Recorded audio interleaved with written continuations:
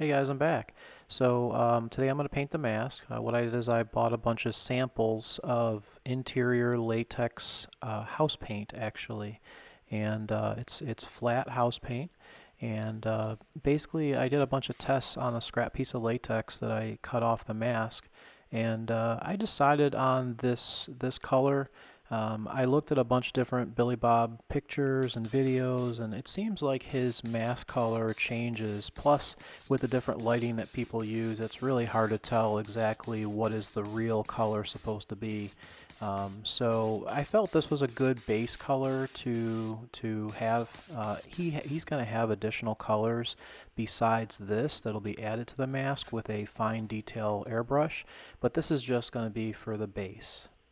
So once you spray it on, you're going to want to make sure that you let it dry, because it is going to change color.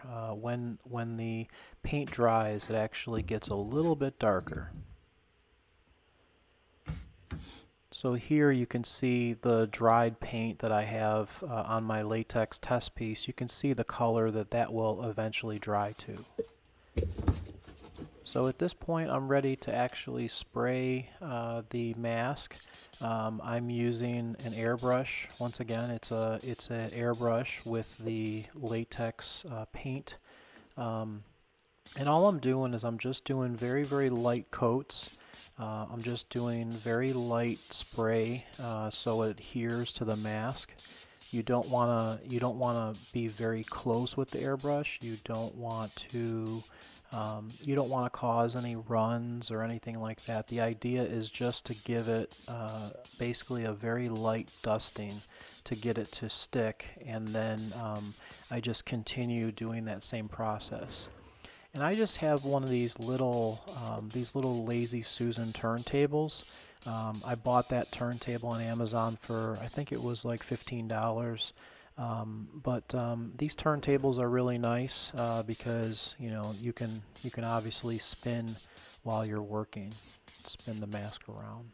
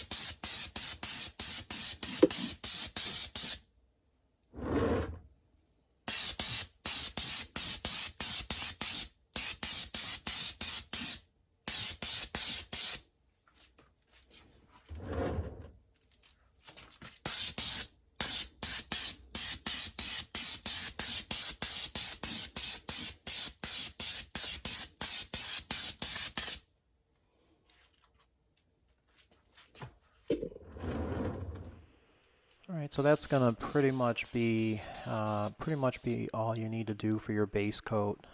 So this will just let this dry, and the next thing you're going to do while it's drying is you're going to get out your fine detail airbrush to make all the fine detail colors. I have an Iwata Neo airbrush. It was about $70. I was actually taking the airbrush to the sink, and I was kind of taking it apart and cleaning it, making sure everything was okay. And I took the cap off, just like you see here, which is actually the protection cap. And unfortunately, while I was walking over to the sink, I dropped the airbrush on the floor, and it damaged the tip of the airbrush. So that tip is totally crushed at this point.